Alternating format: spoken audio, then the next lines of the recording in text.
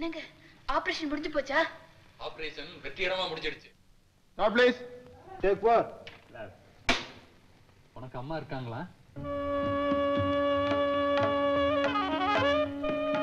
Un héros représentant le bien, un méchant le mal, la tradition manichéenne est respectée.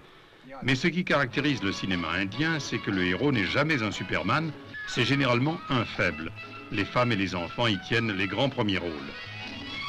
Il existe pourtant en Inde une nouvelle vague de metteurs en scène dont la principale audace consiste à tourner dans le décor de la vie quotidienne. Mais les acteurs sont toujours des professionnels, car le cinéma indien vit sous la loi du star system. La chanson, qu'elle soit folklorique ou moderne, est l'intermède obligé de tout film qui se respecte.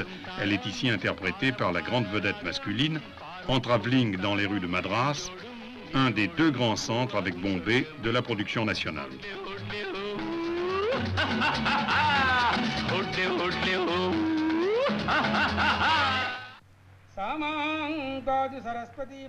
Il ne s'agit pas ici d'une scène de cinéma, mais d'une véritable cérémonie, le Muhura, dédié avant le premier tour de manivelle à Ganesh, dieu à tête d'éléphant.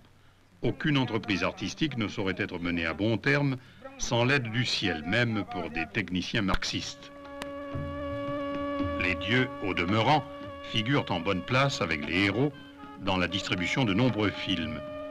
Le Ramayana et le Mahabharata composent un répertoire inépuisable. Et dans l'Inde aux 14 langues différentes, la mythologie, comme la danse, est un langage compris de tous les publics.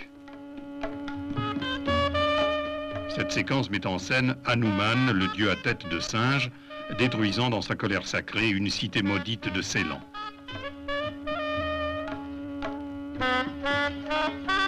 Une autre source d'inspiration continue à couler avec abondance, celle qui fit naître le cinéma indien et avec les trois lanciers du Bengale le révéla au monde.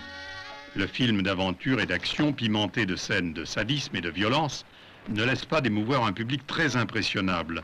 C'est un pays où le traître a intérêt à ne pas se montrer dans la rue s'il ne peut pas être lynché. Cette scène est tournée dans les décors naturels du Cachemire, au milieu d'un grand concours de foule, attiré par la satisfaction de voir en direct le vice puni et la vertu récompensée. C'est que le cinéma en Inde est un véritable phénomène social. La télévision étant peu développée, le 7e art tente à englober tous les divertissements populaires traditionnels. Instrument d'évasion et d'éducation morale, il bat le record du monde des spectateurs avec 1 milliard par an. Il est aussi recordman du nombre des studios, du nombre des films produits et même du puritanisme. Et puis les Arabes sont arrivés et puis les Anglais et ils ont apporté dans l'Inde la tradition puritaine. Vous savez que la tradition est difficile à changer et vous ne croyez pas que les lèvres c'est fait pour sourire plutôt que baisser? Et pourtant, l'Inde n'est-elle pas le pays du Kama Sutra ?